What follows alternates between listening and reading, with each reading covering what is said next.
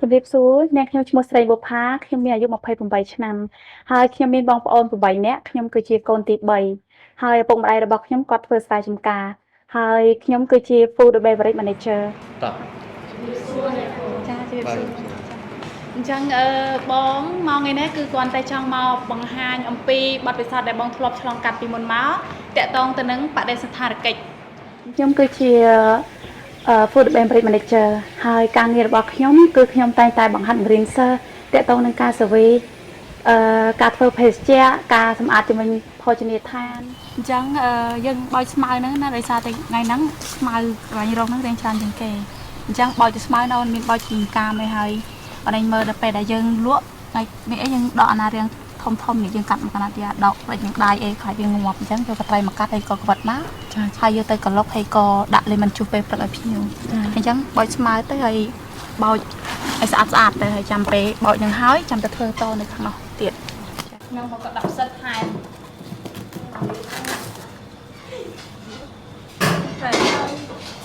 ហាន់ជ័យគឺជាកន្លែងដែលផ្ដល់សេវាកម្មដល់ភ្ញៀវបានយ៉ាងល្អឥតខ្ចោះដូចជាយើងមានការលក់បន្ទប់លក់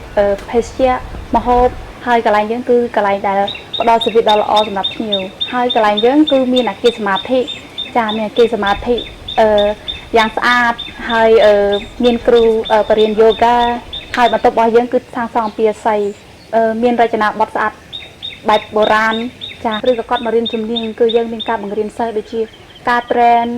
ចាការ train តាក់ទងនឹង service តាក់ទងនឹងធ្វើម្ហូបតាក់ទងនឹងការរៀបចំបន្ទប់ហើយនឹង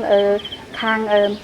reception ដូចគ្នាដែរដែលសិស្សដែលគាត់បាត់បង់ឱកាសផ្សេងចា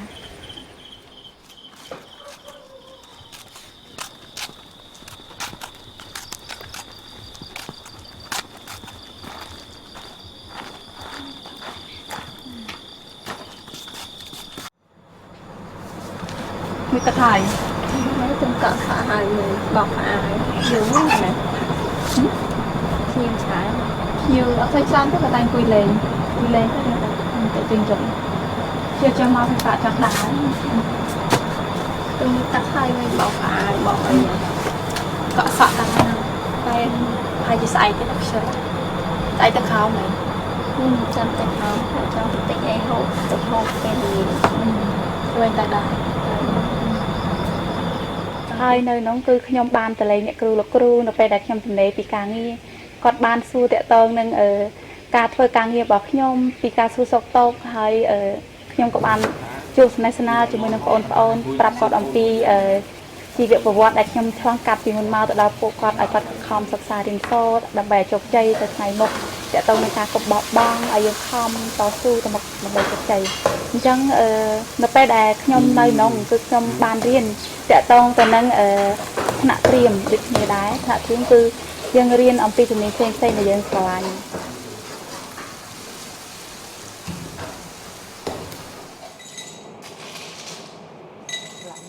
ចាសម្រាប់ទីនេះមិនមែនមានឱកាសតែខ្ញុំម្នាក់ឯង